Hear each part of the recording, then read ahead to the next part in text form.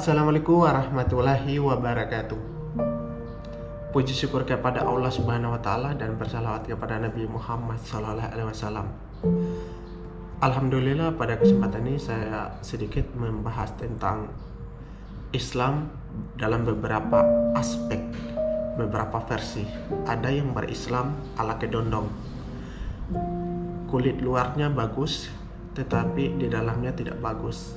Penampilannya seperti ala Islami, memakai jubah yang bagus, pakaian-pakaian Islami, pakaian koko, namun aktivitasnya menjalimi orang lain, lisannya selalu menyakiti orang lain dengan perkataan-perkataan yang buruk.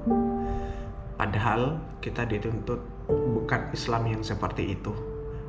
Banyak orang yang terjebak tentang Islam ala kedondong, seolah-olah menganggap bahwa orang yang berpakaian muslim, orang yang berpakaian baju koko itu sudah dianggap sebagai manifestasi dari Islam.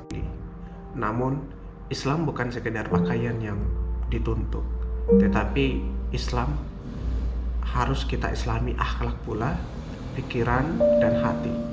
Sekurang-kurangnya dengan memahami Islam, maka kita tidak akan menyakiti orang lain, maka kita tidak akan memberikan beban kepada orang lain, tetapi kehadiran kita bahkan dirindukan orang lain disebabkan oleh interaksi kita. Yang kedua adalah Islam ala durian. Kita tahu bahwa durian itu di kulitnya itu begitu berduri-duri, namun belum tentu di dalam isi durian. Di dalam isi durian kita menemukan bahwa isinya itu sangat lembut sekali, sangat lezat sekali. Berbanding terbalik dengan kulitnya yang berduri-duri. Justru itu ada orang yang berislam ala durian. Dari penampilannya tidak meyakinkan bahwa dia itu adalah seorang Islam. Dari penampilannya tidak meyakinkan bahwa dia itu seorang Muslim yang sejati. Tetapi di balik buruknya penampilannya, ia selalu menyebarkan kebaikan. Ia selalu menyebarkan hikmah-hikmah. Ia hadir selalu dirindukan orang lain. Ia hadir sebagai pemberi penyemangat, penyebar nilai-nilai Islami. Itulah yang kita butuhkan. Penampilannya preman, tapi hatinya bagaikan ustadz. Yang ketiga adalah Islam ala pisang. Kita lihat pisang itu di kulitnya lembut, di kulitnya halus, apalagi di dalam isinya. Pisang yang matang sudah tentu isinya juga akan lembut. Dalam berislam, kita harus menguasai dua aspek. Yang pertama, berislam di dalam diri kita. Yang kedua adalah berislam secara penampilan. Penampilan yang kita gunakan, pakaian kita gunakan, apakah pakaian koko atau pakaian Islami, itu mencirikan hati kita, sehingga orang-orang tidak terjebak dengan penampilan kita. Artinya ketika kita berpakaian Islami, sudah tentu tindakan-tindakan kita secara Islami. Kita hadir sebagai pemberi dakwah, kita hadir sebagai suri teladan yang diharapkan oleh orang lain.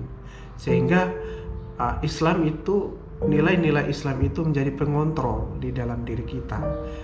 Islam hadir sebagai sesuatu aturan yang dimana kita dituntut untuk membagi nilai-nilai Islami itu dengan sebaik-baiknya, karena Islam itu rahmat bagi seluruh alam, bukan saja rahmat bagi masyarakat, tetapi bagi alam pun menjadi rahmat.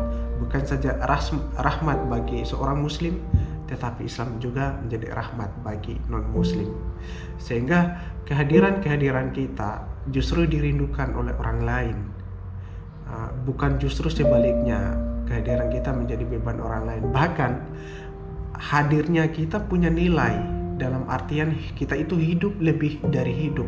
Ada orang yang hidup tapi bukanlah sebenarnya hidup. Dia hidup itu dalam artian mati. Maksudnya itu kehidupannya itu dia tidak punya nilai kebaikan. Padahal kita dituntut, kehadiran kita adalah sekurang-kurangnya bukan menambah beban, tapi kita harus memberikan nilai yang terbaik kepada masyarakat maupun kepada di sekeliling orang-orang di sekeliling kita. Itu yang terpenting. Assalamualaikum warahmatullahi wabarakatuh.